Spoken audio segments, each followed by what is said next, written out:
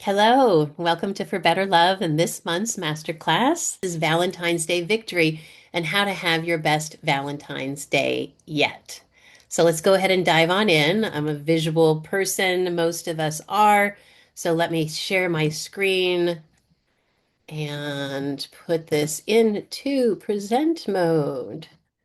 All right, so Valentine's Day Victory and how to have your best Valentine's Day yet, right?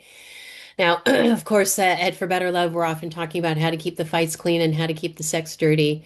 So I always like to put that here just so you remember that that's what we're trying to do. We are looking to grow and love better, but we don't want to be so significant about it. The transformation and growth and development, it can get a little heavy, it can get a little serious, and we're all a bunch of kids inside. So let's learn and grow through a little bit of play, right? And part of that is keeping things light and fun, like keeping the fights clean and the sex dirty.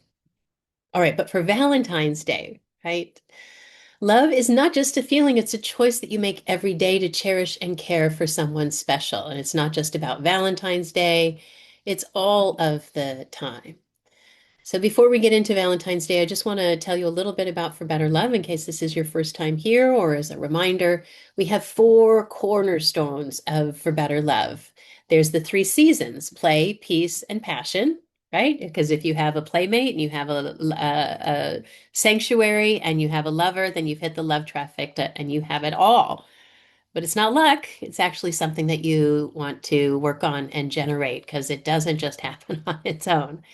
Now, part of that is this fourth cornerstone, proactive, because if you apply being proactive to creating more play, creating more peace, and creating more passion, and you do that as a habit, not so that you're trying to fix each other or get out of a ditch, but so that you are investing a little bit of your intention, attention, and action spread out over time, right?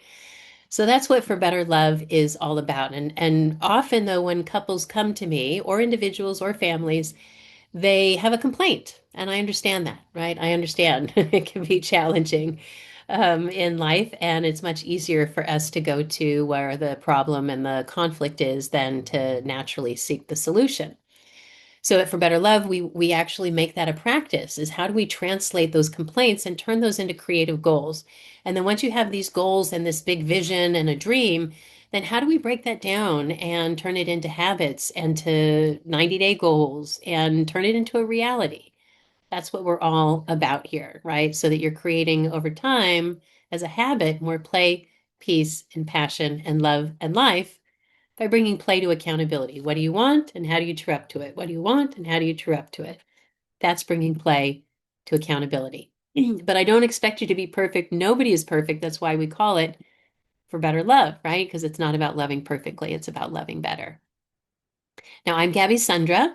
If you have not met me before, hi, nice to meet you. I love love and I care a lot, right? So I see you care too. You're here and I see you and I've got you and we've got this, right? Let's have it be the best Valentine's Day yet. Now, I'm going to encourage you to personalize it, whether you're here live or you're watching the replay, to have a notebook or the playbook activity guide or something, a Google Doc, something that you can write down your own answers to some of these questions. If you're here live, you can put your questions into the chat or your answers to some of the questions in the chat. And at the end, I will take some questions, do some Q&A, and give some free coaching at the end as well. We don't do the recordings for that. So if you are watching this recording and you want to get in on some of that coaching, then please do join us live. Okay, so I call it a playbook, right? It's an activity guide, but it's not a workbook. We want to bring play to this, not to work, so you can have your best Valentine's Day yet step by step. So make this an experience that you're both going to be touched by, turned on by, remember forever, and cherish deeply. Okay, so what would a Valentine's Day victory, what would a big win look like for you? It's different for everybody, whether you even celebrate Valentine's Day or not. You could be having a disagreement about that. But what Valentine's Day means to you and your beloved in your relationship is personal, right? So make this your own. Find your way to design this time together. What really feels fun or romantic or sexy, that's up to you, right? You can't even control it. It's more an observation, right, of what does those things. So what's going to make this a great experience or what's going to make this a cringe experience? Is it going to be kick-ass or is it going to be cringe? Now, the brain learns from the general to the specific. So I love neuroscience and paying attention to how we learn things to make it easier. I don't want you to just be here for today, but I want you to take this information and apply it again, as I said, not just to Valentine's Day, but to all sorts of dates and experiences with your beloved in the future. So I want to give you the overview of where we are going. All right, so our overview. So identifying your hurdles and hopes, right? And what are yours? You don't want to look at your partners, look at yours. Second, looking at embracing the synergy of what you both want. And once you've done that, then there are the four core elements of a really great Valentine's Day or a really great date. What to do beforehand and extending that invitation, what to do as the Valentine's Day or the date starts, and how you can actually enjoy the anticipation leading up to it. What about during and how to make sure that something doesn't throw you off track and how to make sure it goes really well. And then afterwards, how do you engage in the afterglow when it's all done and get the most out of that? And of course, I'm going to have a few next steps for you, whether that's DIY or you want some coaching support. I'll have some options for you at the end. Now, I love quotes, so you'll hear a few quotes sprinkled in today. This one about outcomes and objectives. The key to success lies in having a set of well-defined objectives.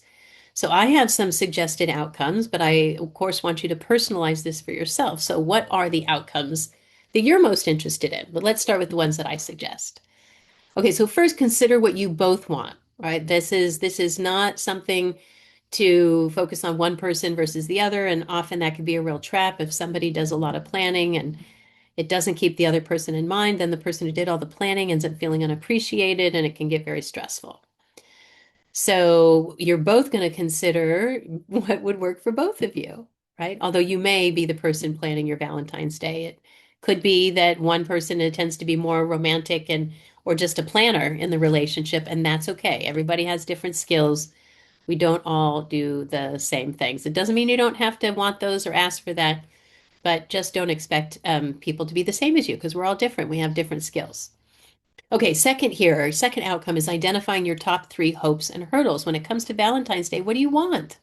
When it comes to Valentine's Day, what has you concern or cringe or pull away or get nervous, right? So we'll look at those top three hopes and hurdles. At the end of going through this activity guide, this playbook, you will have your personal top three do's and don'ts for embracing synergy. Like, what about for the two of you? I'm going to give you some fun ideas so you can create an engaging invitation for your special date, designing a plan for your best Valentine's Day ever. Although I've been changing everywhere where it says ever to yet because ever is just that one time, but yet means the next time and the next time and the next time. So I like the word yet. So design a plan for your best Valentine's Day yet, but be prepared to go with the flow as the date unfolds. So those are the outcomes that I'm laying out that I think would be awesome.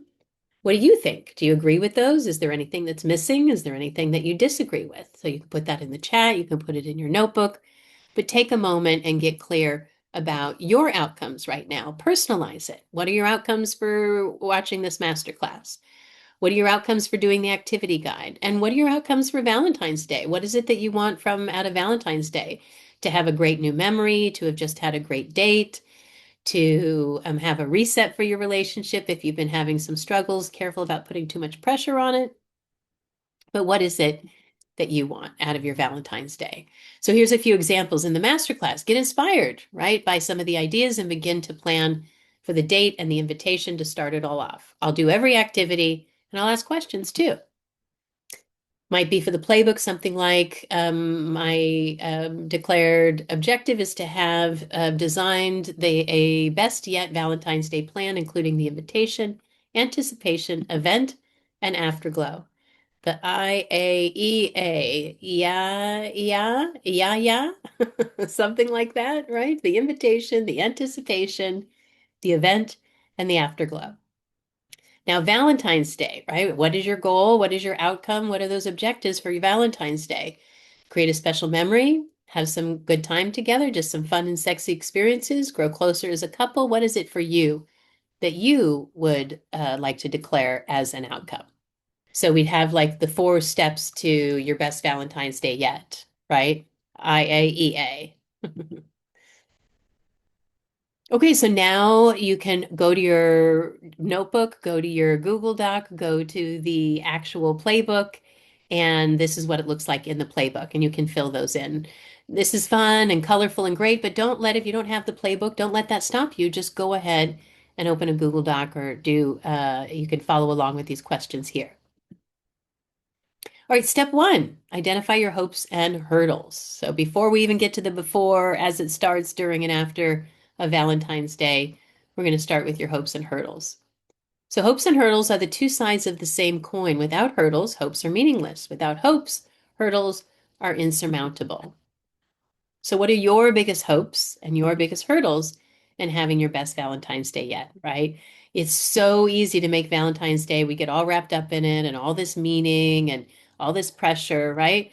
And so it can be easy to get wrapped up in that. But I want to encourage you, lean in, right? Have a little fun, but you don't have to get caught up in it all.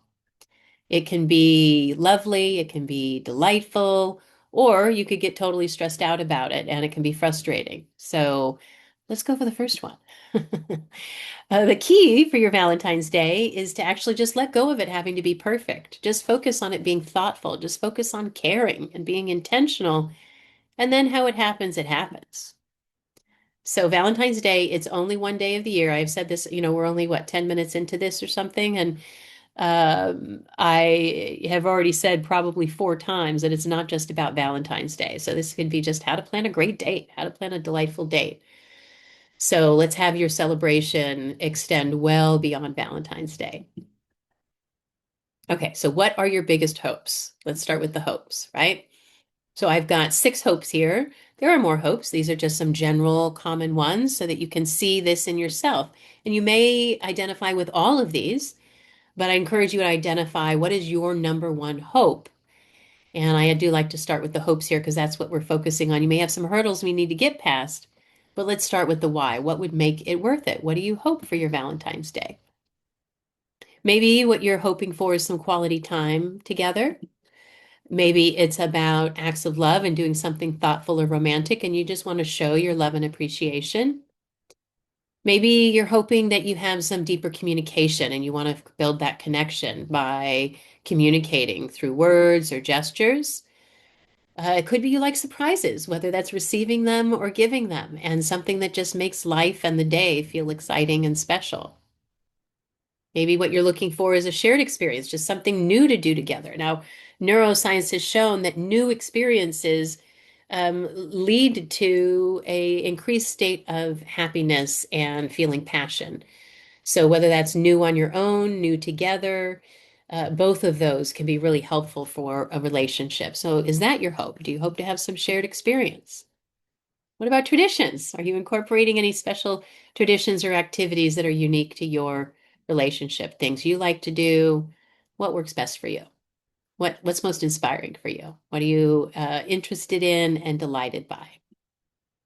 All right, so here are those six. Do you need some quality time, some acts of love, communication, some sense of surprise, a shared experience, some traditions, or something else? Is there something else that would have you that you are hoping for and looking for Valentine's Day?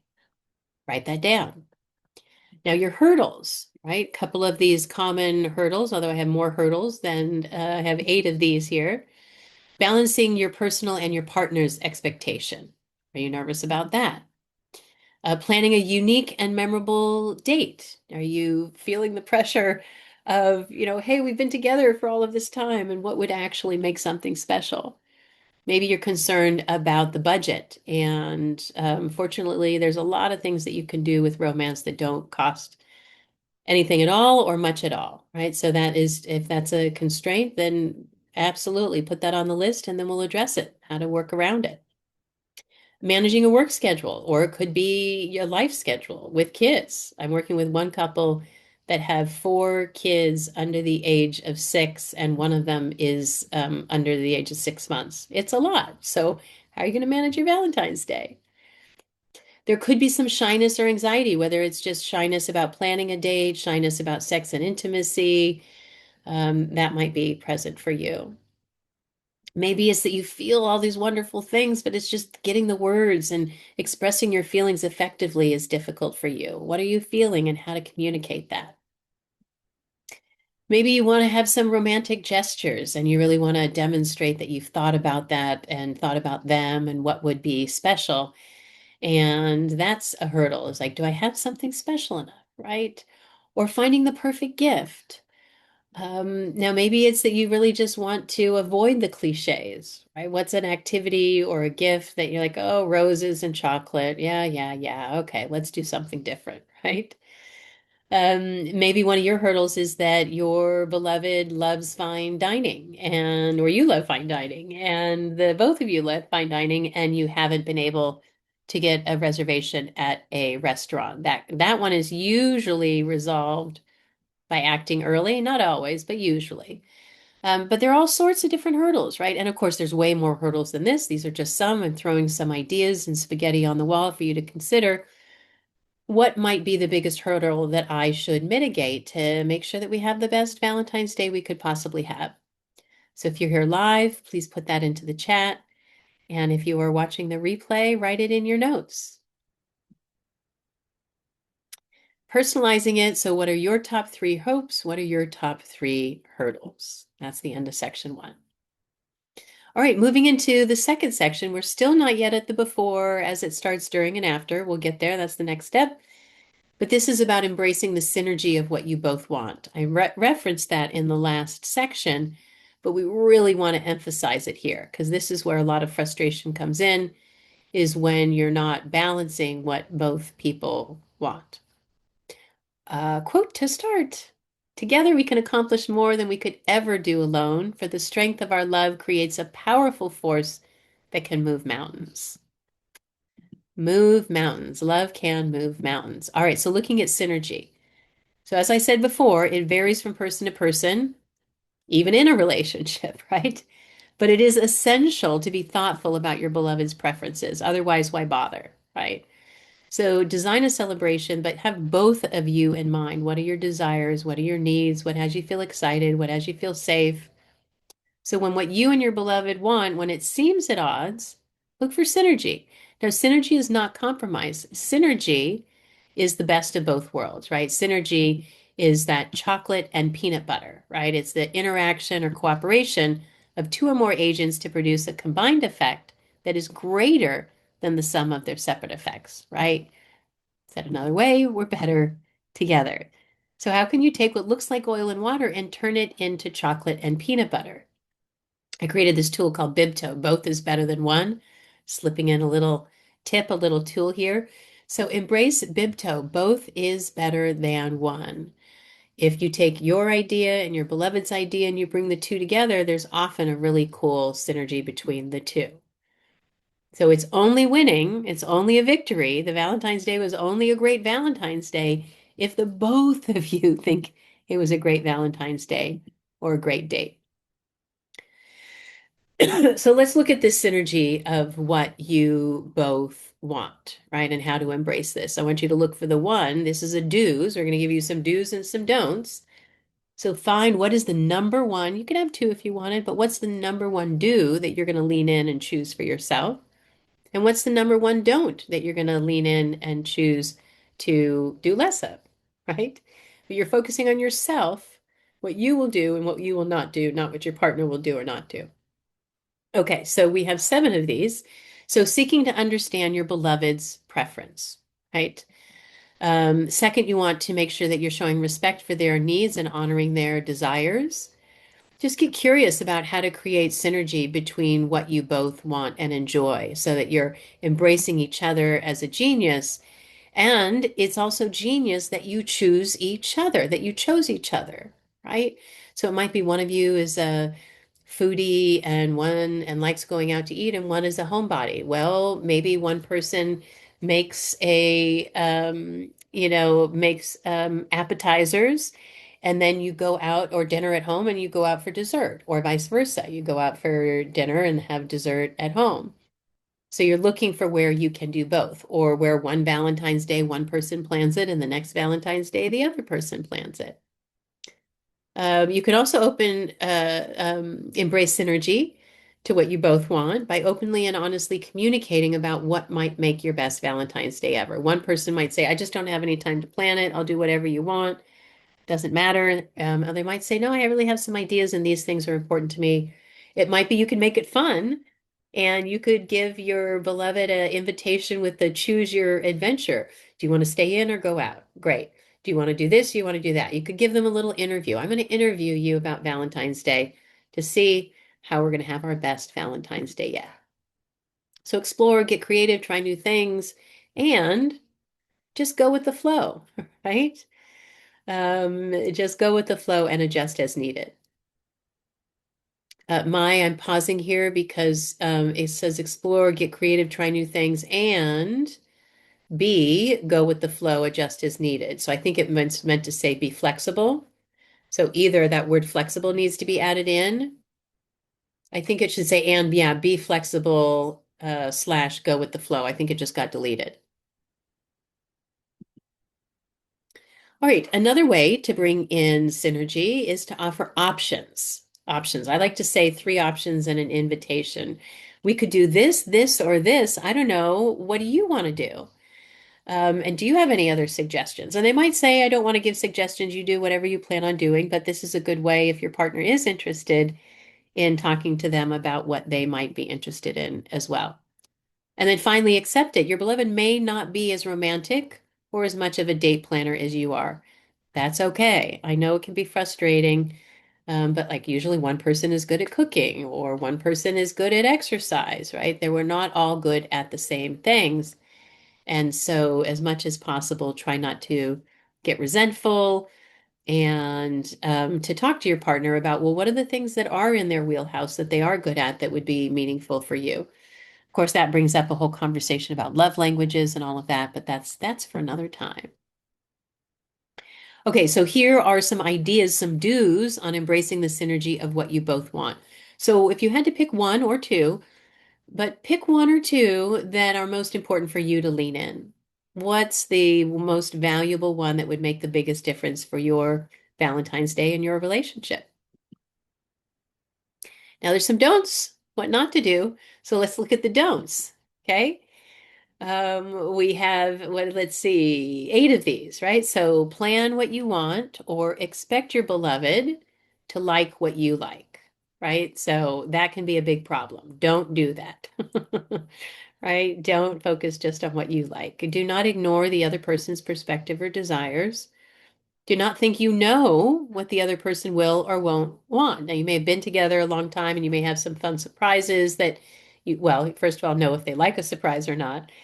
But sometimes it's nice to have those elements, but also you don't want to assume that you know. So can be good to ask questions. And you can even ask that question, how much do you want to be surprised versus how much do you want me to check in with you with the plans? You do not want to think that you know better than your beloved about what should or shouldn't happen or what is or isn't romantic, right? What they think matters just as much as what you think matters, right? Both of them matter.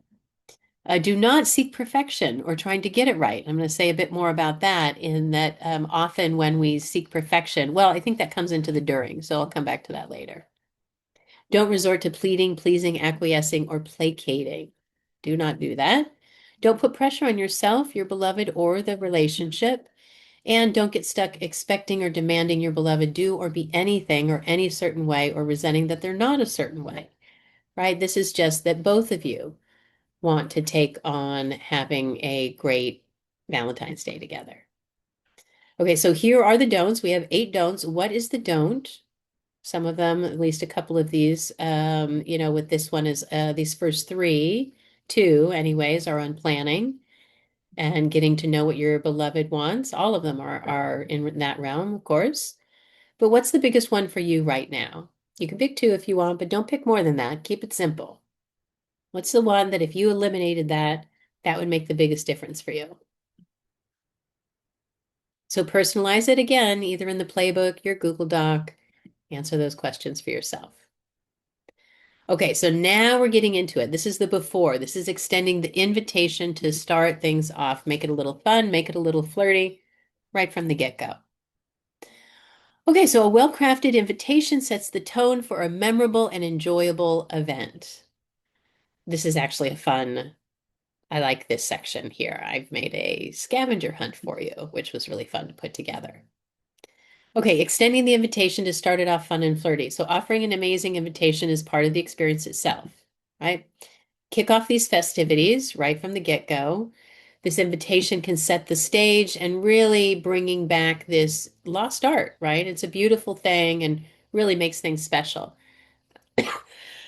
Like there we do so much email and texting these days. What about actually sending something in the mail, right? It can it can set the tone of something being special right from the get-go. So extend this invitation, set the tone, and have it be a memorable and meaningful experience. Okay, so why is the invitation important? It's important because it shows effort and being thoughtful. It can start to create anticipation and excitement, and it adds a personal touch. It sets it apart just from a typical regular gift for Valentine's Day, that this is an event and a special happening. And it can start to reflect the individual style, adding to the uniqueness of your experience. Okay, so what does your partner like and what will make them feel special? That's the biggest tip. So let's look at some of these do's for extending that invitation, right? So creating excitement, talk with your beloved about what you want for the day. Look at what's the budget, or what's free, what's fancy, what do you want to do in that realm. Then send your invitation to your beloved when they're available to receive it. Make sure, if it's the middle of work and they don't want to be disturbed. Sometimes we put a lot of effort to something and we go to give it to someone and they aren't so thrilled because they're busy, and then we get disappointed. So make sure you're sending it and giving it, handing it over at a time when it works for them. Include their favorite colors, music, jokes, names, love languages in the invitation, and just write it from a heartfelt and romantic manner, which you can use some AI for, but get some ideas. Make sure you're using AI for ideas and then writing something yourself. Another do is make it unique, right? Bring in some elements. Maybe there's some photos or some graphics or wording, something like that that's special for the two of you. It could be location, attire. Maybe your beloved enjoys a little mystery and you want to leave some of that a surprise. That's fine too, right? I did say interview and ask questions, and one of those questions could be how much do you want to be surprised versus how much do you want to know what the plan is? And as I've mentioned multiple times, if they're not as excited and engaged as you are, that's okay. You can lead the way. And finally, you want to make commitments and drop hints after the invitation has been made, right? So only 4 days left until our Valentine's Day. Oh, I think you're really going to like this. Oh, I can't wait to get dressed up with you. Whatever it is, but start dropping little hints after that invitation has been made. Okay, so here's all 8 of those. Now personalize it. Which one of these do's, or two if you want a bonus round, are most important for you to lean into? Where would you like to grow? Okay, my also this one, the graphic is a little too close to the set the tone. So just make it a tiny bit smaller and move it over to the left so those don't touch this one. You can see over here, this one is a little bit better, but this one is practically right in it. Okay, so one thing to factor into your dues is when you're personalizing your invitation, right? That we have some considerations here. I want you to look at love languages, right?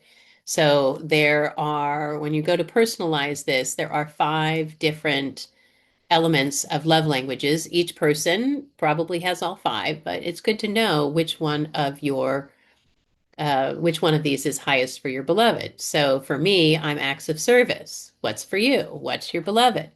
Now, if you don't know your love languages, you can just do a Google search for love languages quiz, and you can take a free quick quiz to let you know what your primary love language is, right? It's how you want to be loved. So the core idea of all of this is just really understand that when you are speaking someone's love language, you can really improve your relationship. You can have a much better Valentine's Day because you're really focusing on that. For example, gifts is one of my lowest on love languages. mostly because when my parents split up and divorced, my dad wouldn't be around for a year or so and then show up with a bunch of presents. So to me, presents were like, yeah, but where were you? Quality time is my number two, right? So spending time together, and you can't do acts of service unless you're around with someone. So just noticing which is most important for you and which is most important for your beloved, and how can you bring that into your date. So that's the consideration number one, to personalize it.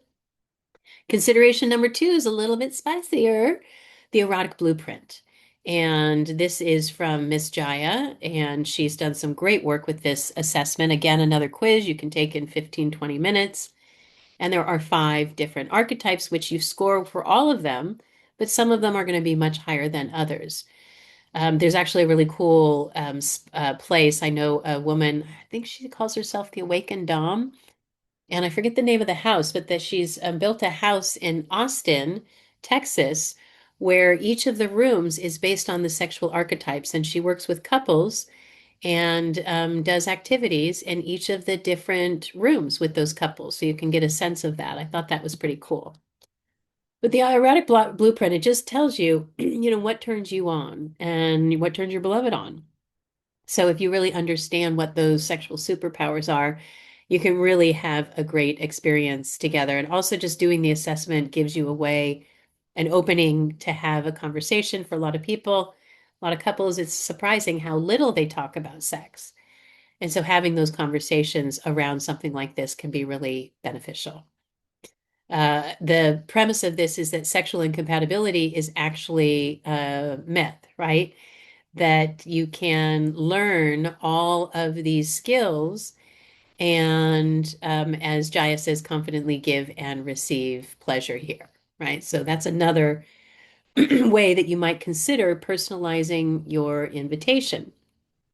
What you're inviting the person to. Do you want to have a little bit of mystery and have a little bit of something taboo? Do you want it to have a very sensory, sensual experience in the invitation? And of course, this applies to the date as well, but I'm just bringing it in early on for the invitation, right?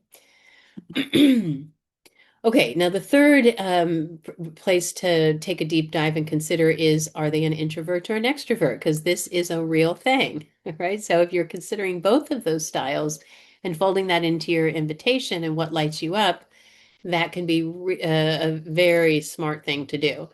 If you aren't aware if you are an introvert or an extrovert, there is a assessment. This isn't mine assessment, but there is one right here. I like to give that to you. And for those who are here live, would you just put that in the chat so they don't have to type that whole thing out? But yes, the introvert, extrovert, find out which you are. And I just wanted to point out this is a different masterclass and playbook, but if the introvert, extrovert is one for you, we have one called Healthy Habits for Introvert, Extrovert Couples. We also have a similar one that is more extensive, just called Delighted by Your Differences. So it's not just introvert, extrovert, but looking at the other ones. Okay, back to Valentine's Day. Now we're looking at actually extending this invitation. So you've considered their love languages, you've considered their erotic blueprint, and you've considered if they're an introvert or an extrovert.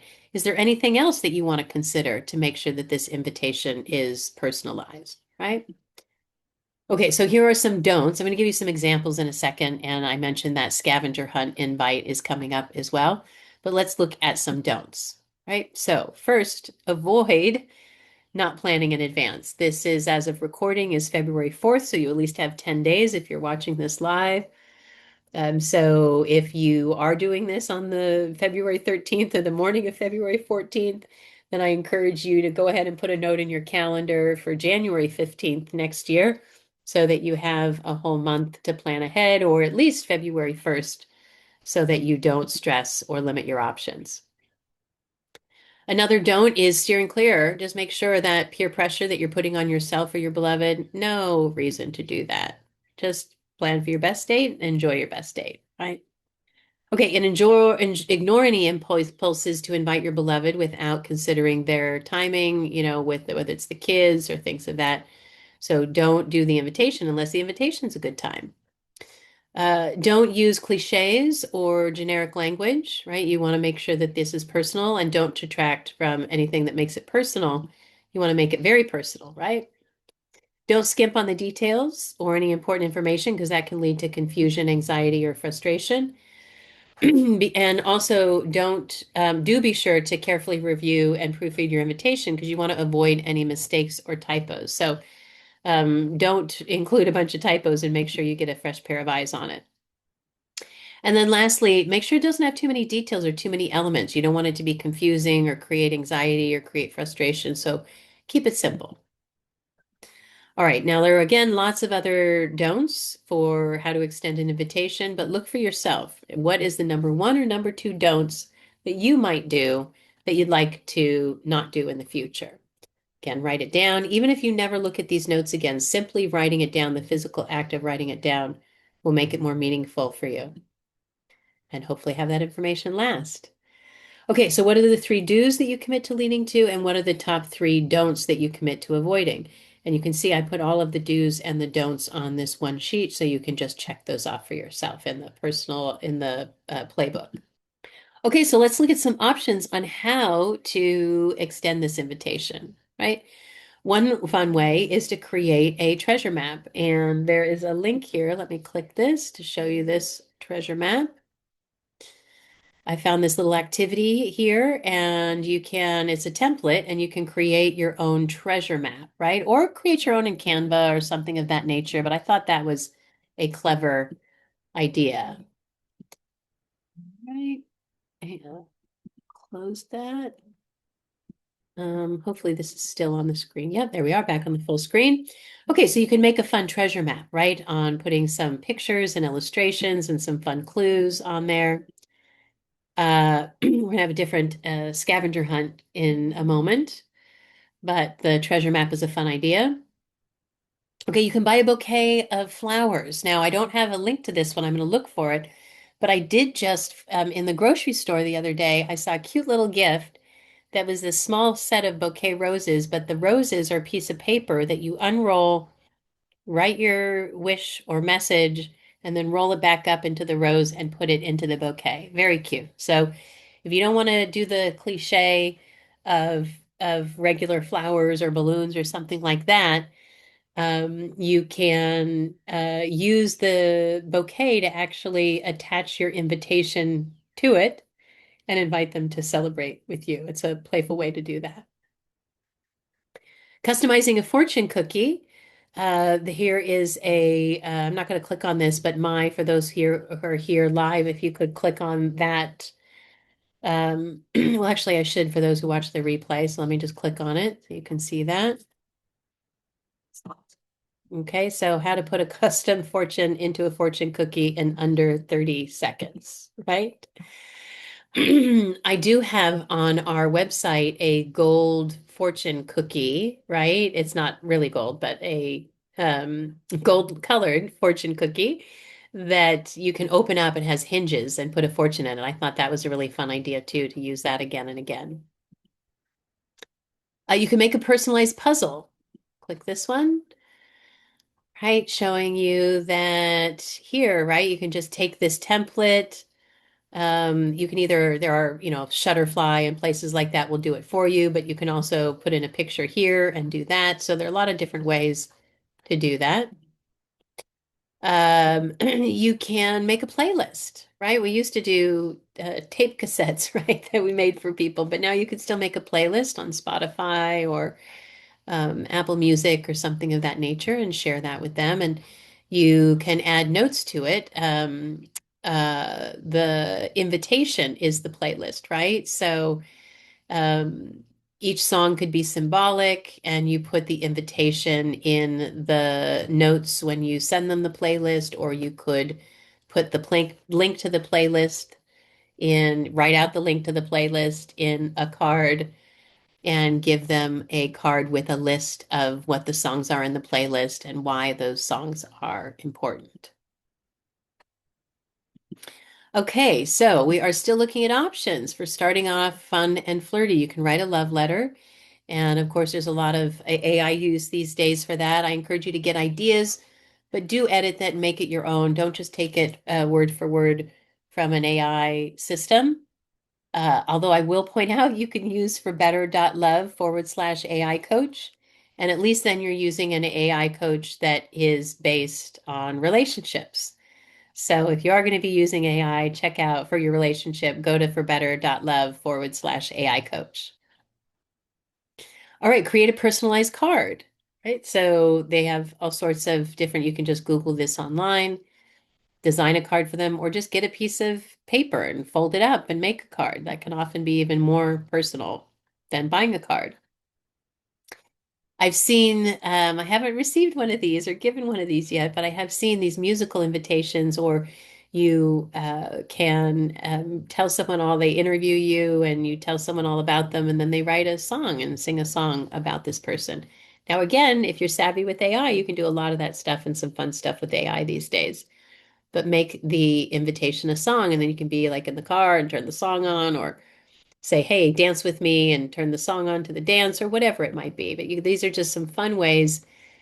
Take what resonates, pull it apart, use and adapt it. All of these are just meant to be tickler ideas for you to have a fun, enjoyable invitation. Now, this is just the invitation, right? But this sets the tone.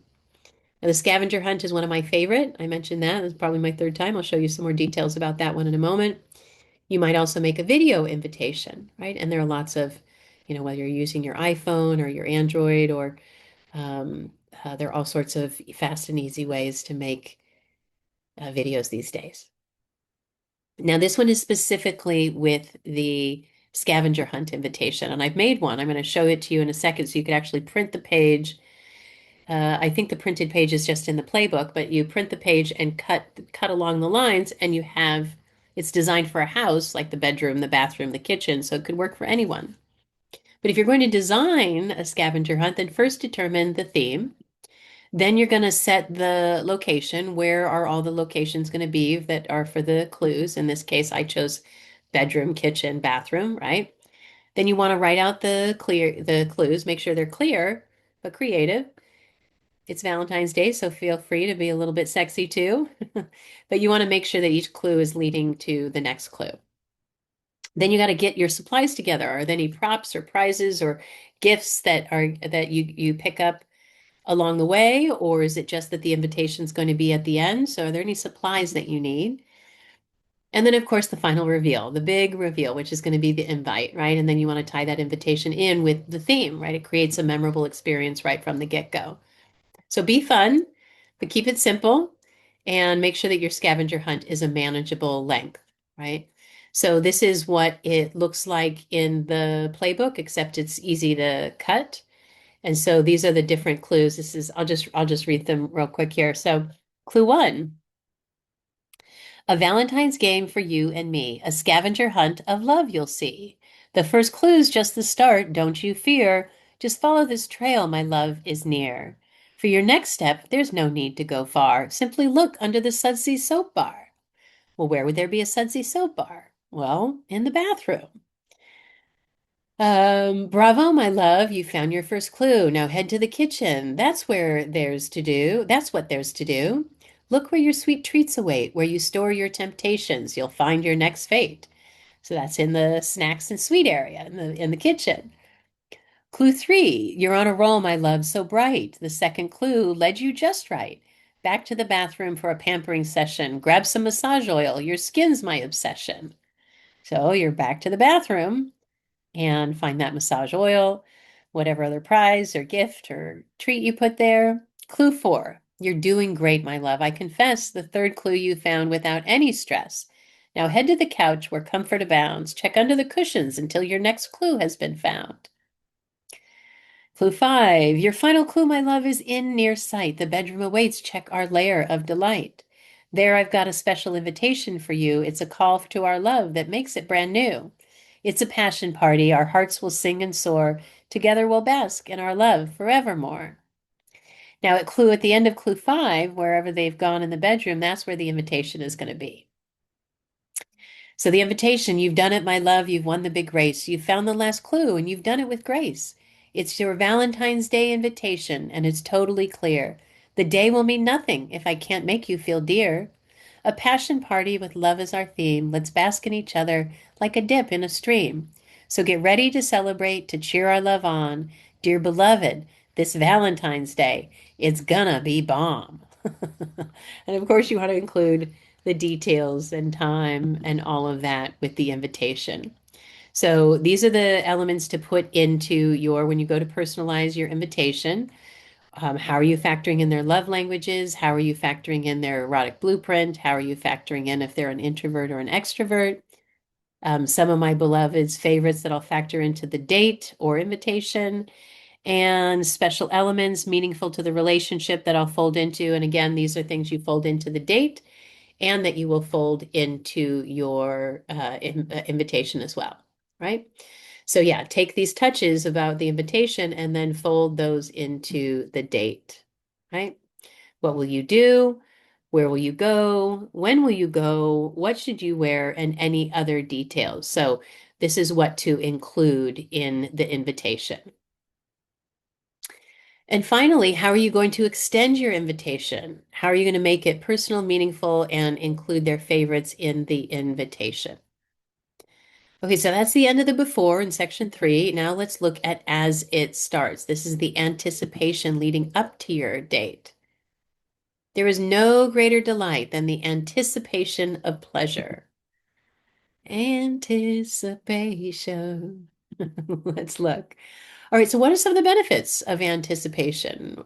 Well, for one, it really allows you to increase excitement and motivation. It calls attention to any additional preparation or planning that needs to happen. It's going to bring out creativity and imagination because you have time to think about this. It strengthens emotional connection. It boosts positivity and well-being, and it enhances communication and collaboration, right? So what's the biggest benefit that you've seen in your relationship, right? If you're going to enjoy this anticipation, what's the one that you would like to enjoy the most? Okay, so enjoying the anticipation in the days before, the benefits for a more memorable and enjoyable experience, right? So this benefits is that it is going to, when you allow some time for anticipation, that you get to increase excitement and motivation. And it also gives you a call to attention for any additional planning. It's going to stir up creativity and imagination because you have more time and you can think about it. It's going to build emotional connection because there's time before the date. It's longer. It's shows more thoughtfulness. It just gives you more time to enjoy the date even before it happens. It also, the anticipation and boosts positivity and well-being and enhances communication and collaboration. Hey, 3 more days to our date. Oh yeah, I'm so excited. Hey, can we be sure that we leave on time? Whatever it is, but now you're starting to communicate and collaborate, right? So what's the benefit that you're most interested in there? All right, so here are some do's with anticipation. Leave hints or notes in unexpected places. Give small gifts related to the theme. Share new information about the date daily and a little bit of a drip. You can post a countdown on the fridge, just 6 days left. I actually have these little event calendar blocks, and they have like 5 or 6 different holidays. And then you change the numbers for which the holiday is. So what's your countdown to Valentine's Day? You can keep it alive and just conversation, be talking about it. You might start embracing technology in some realms, and I shouldn't say start because some of you maybe already are doing that, but maybe you're sending some messages, some reminders, some photos, some hints if they don't know what the plan is. And another way to enjoy the anticipation is for planning. What are you going to wear on that special day? And maybe share some ideas with your beloved if getting dressed up is something that you enjoy doing together. Okay, so here are some of the do's, 7 do's. What's the 1 or 2 that you are committing to leaning into and making more of a practice? Okay, so the don'ts about anticipation in the days before. So don't just not mention the date again until it happens. Let the anticipation build, enjoy it. But don't talk about it more than your beloved wants to. If they're just not as excited, or maybe they're overwhelmed and they'll enjoy it more when they're in it. So stir enthusiasm, but don't overdo it. Don't cancel your plans the last minute without a good reason. Stick to it.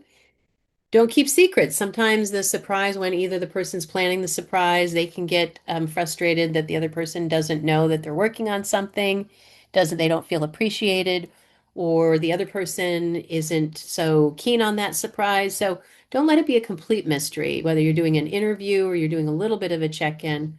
Make sure that it is something that your beloved would be into as well.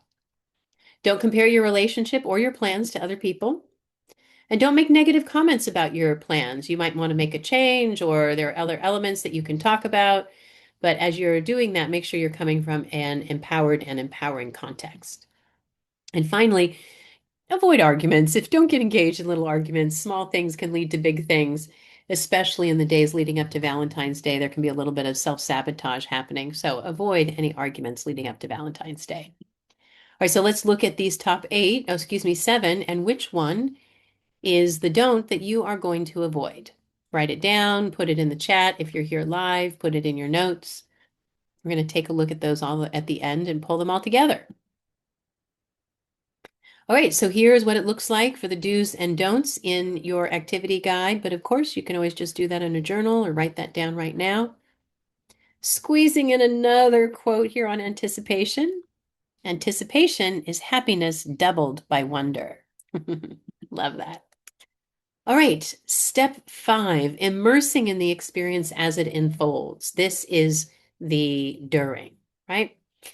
The purpose of life is to live it, to taste, experience to the utmost, to reach out eagerly and without fear for newer and richer experience. Yay! Let's reach out for newer and richer experience. So it can be any date day, as I mentioned, but Valentine's Day specifically, it's a love nudge, right? We are trying to celebrate you're a couple, right? You love each other, and that you are committed to keeping your love alive in action. This is the day of the year that we focus on your beloved and relationship. Now you have your anniversary, you might have some other special days, but this is a special day. So fully immerse yourself in the experience, or make any day a special day to immerse yourself in that experience. I mentioned before, it takes just a little bit of intention, attention, and action to make your beloved feel truly valued and special. Okay, a couple of reminders. You can't force it. If you're going to be winning with Valentine's Day, with that victory, it means you're going with the flow, right? Because you never know what's going to happen. So you can stack the cards in your favor by preparing, but once it starts, just go with it. It's a moment by moment thing. And yes, be intentional, but also be surrendered. Remain open to your experience as it emerges, right? And then that is going with the flow. You're intentional, you're surrendered, you're intentional, you're surrendered, and little things don't throw you off. So let's look at the do's for during.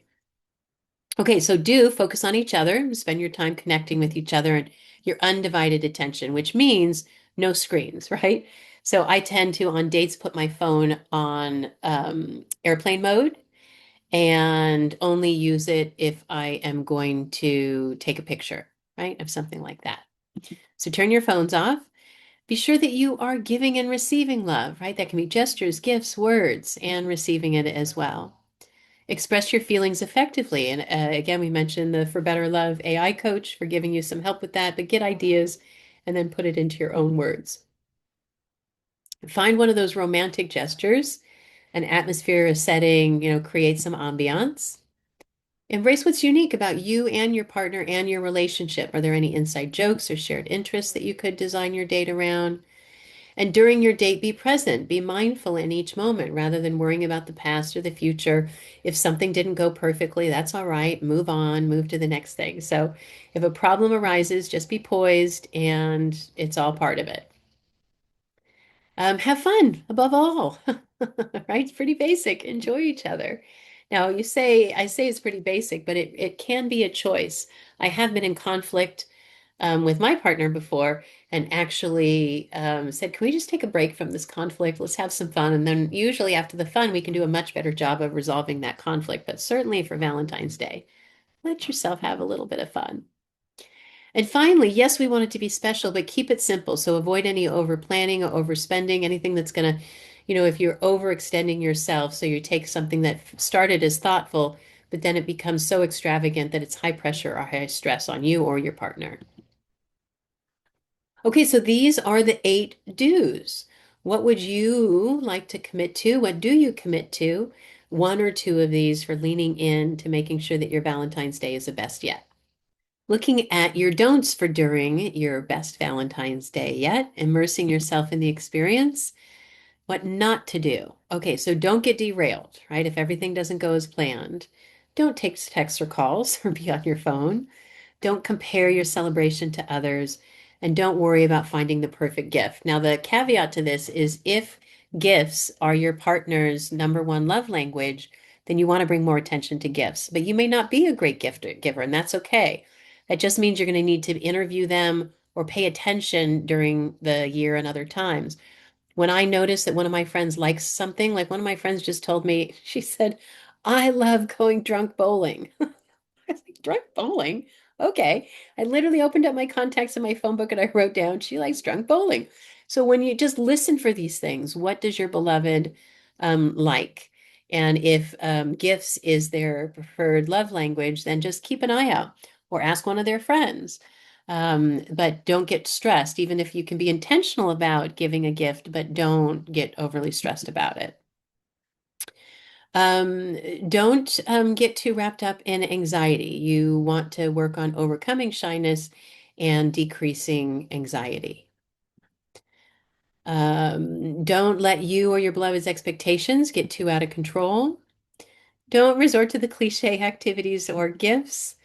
And now there can be classics, right? What's the difference between a classic and a cliche? I guess it's knowing your audience, what they're going to like. Don't stress about getting a reservation at a popular restaurant. You can create all sorts of wonderful dining experiences. So these are just some things that tend have people have complained about or had stress about. Or if you want to make sure that you don't stress about getting a reservation at a restaurant, you can just work earlier at it, right? Okay, so don't ignore your work there or your own personal or work schedules. And finally, don't stray outside of the financial budget that you had agreed to, because that can cause undue stress or regret. So, of these eight, which ones are most important for you to avoid? Pick one or two, and if you're here live, again, put it in the chat. And we'll talk about those in the Q&A afterwards. And if you're watching the recording, write it down in your playbook or in your Google Doc or your journal or notepad if you're doing it the old-fashioned way with hard copy, right? So pick your top two. You can see here if you're doing it in the if you're doing it in the playbook, it's as simple as just checking a box and then writing any of your comments, notes, or declarations about what you are going to do about it. Between making that invitation and your Valentine's Day, what are you going to do to work on making sure that you're going to enjoy that experience as it unfolds? What are your do's and what are your don'ts? Don't worry about failures, worry about the chances you miss when you don't even try. So, committing to trying and being intentional and being thoughtful. Okay, step six, engage in the afterglow when it's all done. This is the after part, right? So savor each moment of love as if it were a precious gem to be treasured and admired forever. So afterwards, when it's all said and done, right? Is the date done? But is it really? Right? So this is a great time to reminisce and reflect and really take all of that post-date energy, that yummy energy, and really stretch the impact of all of the good times that you created and learn from any of the lessons of the bumps that you might have experienced along the way. So the first thing to do is recall the memories and relive the enjoyable experiences all over again. It's really interesting the research that's on that, on the importance of when you recall a memory and what that does. I don't know if I put any of that data in here or not. I'll check in a second, but this is not just me saying this. This is you will be the more you recall your happier memories, the happier you will be. Okay, do a replay in your mind and in your conversations about your favorite parts. Visualize and re-experience what you really liked about what you and your beloved did. And then just take all of that positive and those pleasurable elements overall. And while you're still embracing the lessons of whatever could have been better, you really are going to focus on the positive and pleasurable parts, right? Okay, so why bother with this afterglow? The Valentine's Day is over, right? But it's not necessarily over. And I'm glad I did include this research that I had mentioned here. So if you think about something, even if you're reliving a memory rather than actually having the experience, your brain is going to put out those same chemical reactions and those neural patterns as if it was actually happening. This is why I don't watch horror movies, right? Because your body doesn't know the difference. So just even thinking about these things can create those chemical reactions for you. So if you're reminiscing about that date that you had, you're recreating that experience both for your body and your brain. Now, the more commonly you think about this, then the more that neural pathway is strengthened. And that just makes you much more likely to think that thought or to feel that experience again. It's that repetition, repetition, repetition, right? So give yourself, your beloved, and your relationship the gift of a little reminiscing. Walk down memory lane and relive that date that you enjoyed the date before. Now, there's a lot of different ways that you can relive it, relish in it, and then repeat it, right? So let's look at some of those do's. So share your favorite frames. Like, what were some of those standout moments? My friends Rano and Sierra from the Eden World couples community introduced me to that term, the favorite frames, like that. Maybe a few souvenirs. When I travel, I like to actually, that's where I like to, when I buy new clothes, it's on a trip. So I'm like, oh, that's my dress from this trip or from that. But you might just have a matchbook from the restaurant that you went to, or you dried one of the roses, or maybe it's one of the clues from the scavenger hunt, and you put that up on your bulletin board or your refrigerator or something like that. You might talk to your beloved about what you would want to do again or what could be even better next time. Be gentle about the what to do better next time so they don't take that as a criticism. So make sure you're telling them what you loved and how it would be even better. Okay, a playlist, right? So you can take that playlist, either the one you had for the invitation or another one, and keep listening to that playlist. Writing love letters about your experience from the day. Maybe it's the day after and it's a thank you of like for that wonderful date, whatever that might be. Just have regular conversations about your relationship, but focus on those positive experiences and emotions from your Valentine's Day. The photographs with your friends, your family, your social media. I have one of those uh, Google devices that shows you all of the photos. So every time I upload new photos and it's randomly pulling up photos that I can see. So add those photos or print one and put it up on the refrigerator or capture a bunch and put them on your screensaver or your home screen, your home wallpaper on your phone, but have those be visible. All right, sharing those photos, you can put them in a photo album, creating an album of the day or putting it on your home screen, as I just mentioned. And last but not least is making a scrapbook, right? Taking the keepsakes from that and special day and putting those together. So take a look for yourself right now and see what are the do's for for the after. What are the one or two that you are going to take on? Okay, the don'ts for your afterglow when it's all done. So don't pick and pull the event apart, okay? Just focusing on what didn't work is not a good idea. Don't just move on. Valentine's Day is over and never bring it up again. Don't let any arguments or disagreements after it ruin the experience of it afterwards. Don't neglect to show your appreciation for your partner. Don't ignore your partner's feelings and needs. Don't compare your date to others' dates. Mention something similar to that before, and don't let your negative thoughts or feelings linger. Don't forget to make time for each other afterwards. Don't just have it like, oh, we spent time together for Valentine's Day. And don't take your partner for granted. And finally, don't stop making an effort to maintain the relationship like, oh, I did it on Valentine's Day. So for you, which one of these don'ts are you going to avoid? Pick one, write it down. You can see the do's and don'ts in the activity guide. What are the top three on either one of those sites for you? And a quote here, dwell on the beauty of life. Watch the stars and see yourself running with them. Set your goals. What are you going to do? What are you going to avoid doing? All right, so let's review what we talked about, these ins and outs, the do's and don'ts, and some awesome options for your best Valentine's Day yet. So you first looked at what your hopes and hurdles were. You then looked at how to embrace what are the do's and don'ts of how to embrace what you want, what you both want, the synergy of what you both want. And then what to do before as it starts, during, and after, extending the invitation, enjoying the anticipation, immersing in the experience, and engaging in the afterglow.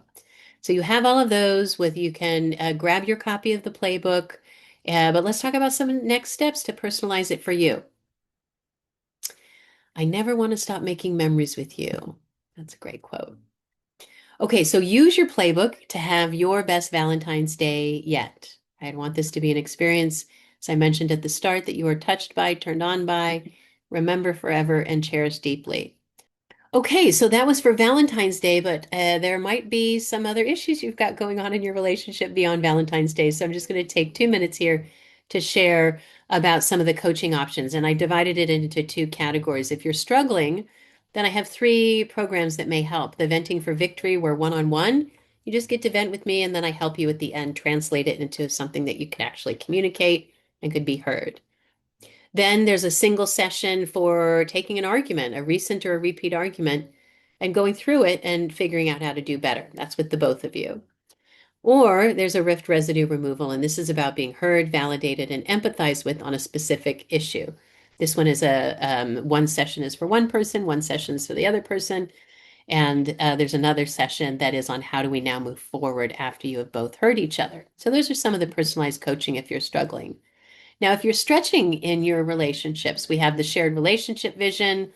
It's really, you can do that as a retreat. You can do that on Zoom. You can do that as an online course. You can do it with the Masterclass. There's a lot of ways to create your vision. And then bringing your vision to life. This is what we call couple goals. So again, you could do the DIY and watch the Masterclass. But if you wanted some support, I've got one couple I have been working with them for 9 years, and we are on our 25th 90-day game. They meet with me once a month, 12 sessions a year, keeping that marriage maintenance going. And right now they're traveling the world, figuring out where's the next place to go live together, happier than they've ever been.